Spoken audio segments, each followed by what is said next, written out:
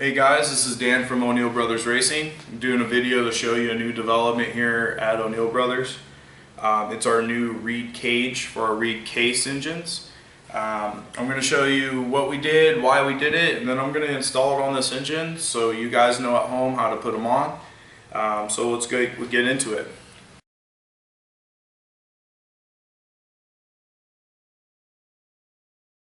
This is our stock reed.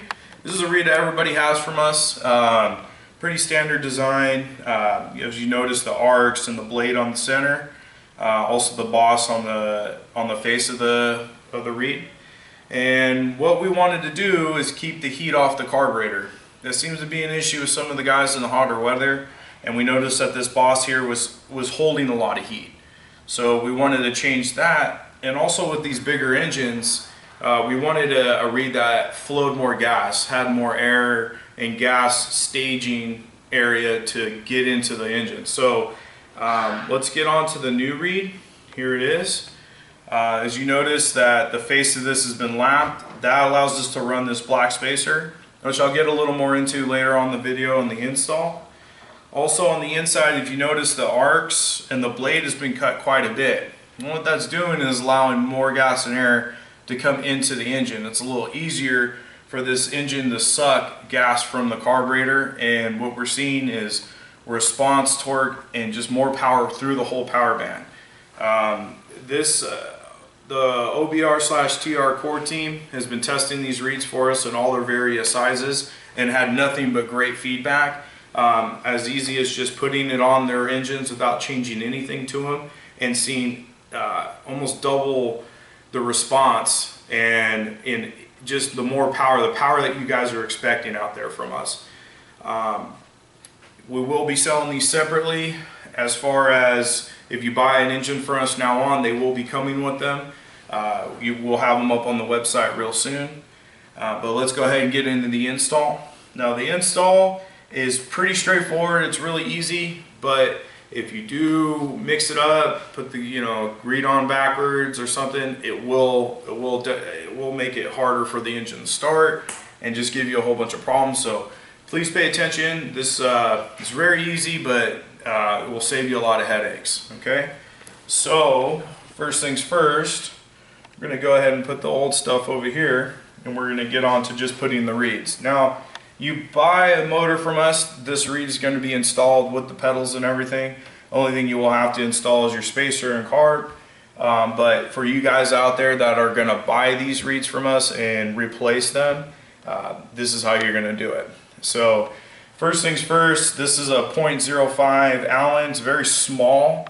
There is no torque spec for putting the pedals on due to the small screw. You will strip them out if you put too much torque on them. So this is going to be a hand tight kind of deal. The reeds on the inside of the case is designed to keep the bolts from backing out. So if you think they're going to get loose, they're not going to come loose, they're not going to get into your engine. This case design prevents that from happening. So we'll go ahead and get these reed pedals on. So you have your two reed pedals.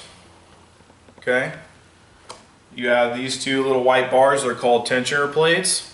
See if you can see them with my big hands. Alright, and then you'll get 4 tiny screws. They're extremely small. I don't even know if you can see that, but you guys will get the point. So what I'll do first is it doesn't really matter what side you start on. They're going to go on the same way.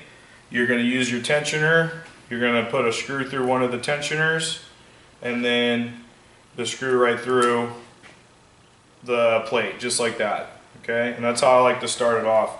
Just one, not two, because they're so small screws, they can fall out of your hands really easy. And just go ahead and get this one started. And kind of still keep it loose. Go ahead and get another screw to go on the other side. And be really, real careful. These screws are very small. I've lost thousands of them.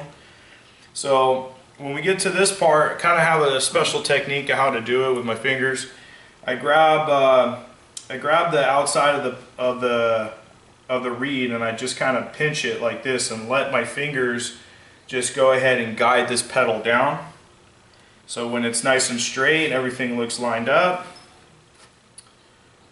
you can go ahead and just tighten them up. And what I do is I just get them to where they snug, give them just a little bit more, and you're done. That's it. I want to go ahead and check the reed, make sure that she's flipping out, make sure it's sitting flush against the face of this reed, and then we'll move on to the other side.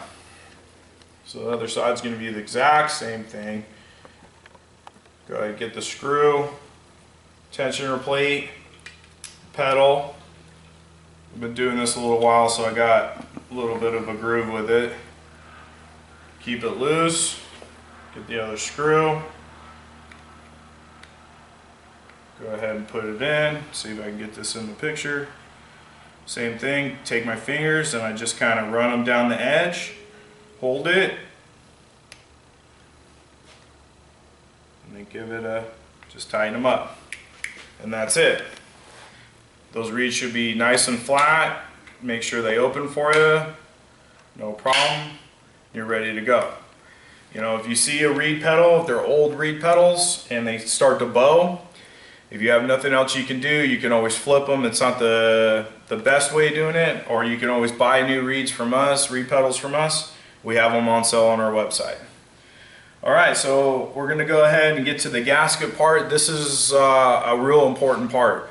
I've had a lot of guys put this gasket on wrong, and when you do that, what's gonna happen is you're gonna block the pulse of the engine. This engine, all these engines work off a pulse. As the piston comes to bottom dead center, it pressurizes the crankcase, and as it's RPMing, it's creating a pulse. It's like a okay. And what that's doing is providing, it's letting these are pulse carbs. So as the pulse comes through this channel we have through the reed track, it's allowing this carburetor to pump fuel into your engine. So having a pulse track and a clear pulse track is extremely important. As you notice on this back side or the inside of the reed, you notice this tiny little hole. Let's see if you can see that. Okay, and what that is that's your pulse hole. You don't want to make sure that's not blocked. On our gaskets, our grain gaskets, you'll see there's two little notches in it. This notch is irrelevant. This rounder one on the we'll say the left side of the screen is the one that you want to be looking for. And when I like to put the gaskets on the reeds before I put them on the engine. So what I'll do is I'll just go ahead and slide that over, and that's what you want. See if we can zoom up on that. You want that pulse hole open. All right. There's a lot of times the guys that will flip this. Say we flip this gasket over, you'll notice now the pulse is blocked. As easy as not putting this on right. So this is something you want to check when you put your reeds on. You want to make sure that that hole is open, that little cutout in the gasket is around that pulse hole, no matter what. All right. So once you got that, we're going to go ahead and put it on the engine itself. Got me a brand new 32 right here. So we're going to get on back to the pulse track. As you notice, we got kind of like this sliver here, and that's called a pulse channel. That allows us to draw a pulse from the side of the reed and then redirect it to the pulse hole to the carburetor. So you want to make sure that this is down, okay? So when it goes on the engine, you want this on the bottom, okay? Not on the top. Now, say you're a GoPed guy and you want to run an upside down reed, you can. You can flip this just like this, and then you can run an upside down carburetor, and that's fine. But for most of your RC guys, you guys are going to run the reed just like this, with the reed track on the bottom. Really important. So we're going to go ahead and put the bolts in. These are M4 by 20s. With a lock washer and flat washer, and we like to torque these at 65 inch-pounds. So I'll get them started just till they stop.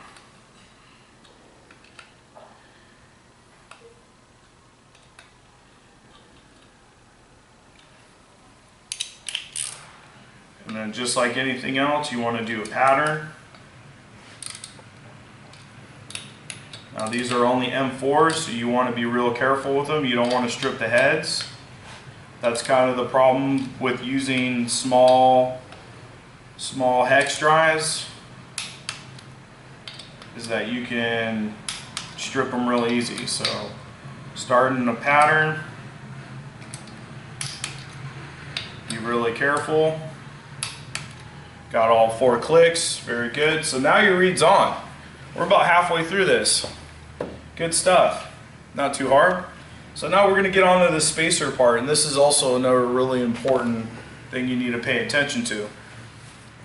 So we talked about this channel being on the bottom, and we have this black spacer, and the same thing. You'll notice that there's a tiny hole in the bottom of the main bore of this spacer. Not one on the top, there's only one here at the bottom, and that needs to stay on the bottom, okay? So pulse channel on the bottom, pulse hole on the bottom for the spacer. Now the gaskets that you're going to get from us are Zenoa carb gaskets. There's blue, really good blue thin gaskets that work really good. They do have 2 holes, so you really can't put these on the wrong way. No matter what you do, which way you do it, you're going to have a pulse hole there. So what you're doing is you're just making sure that the pulse channel is clear all the way through. It works the same way with our old reed, only we're using a spacer now. So I'm going to go ahead and bolt this on for you. When you get these reeds from us, you'll receive 2 sets of bolts. You'll get an M5 by 55s and then M5 by 50s. Depending on which filter you're running, it depends on the size. Some guys are running DT1s, some guys are running velocity stacks, some guys are running turtle racing air boxes, some guys are even running their own combination of air filters. So the M5 by 50 and M5 by 55 pretty much covers whatever filters out there. So it's going to reach all the way onto these threads. So got a V-stack out, just going to show you a real basic way. Got the V-stack gasket on, got the bolts through. So we're going to get the carburetor on. Okay. 1 blue gasket, doesn't matter which way it goes on. Okay, here we go. The real important part, blue on the bottom, or hole on the bottom. Another blue gasket. Okay, we're going to go ahead and bolt this onto the engine.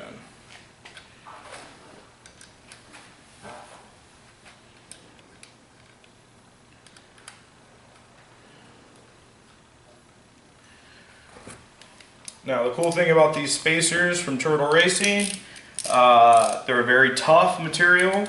You can crank down on them if you like, but I like to torque these, same thing as the reed bolts. I like to torque these at 65 inch-pounds.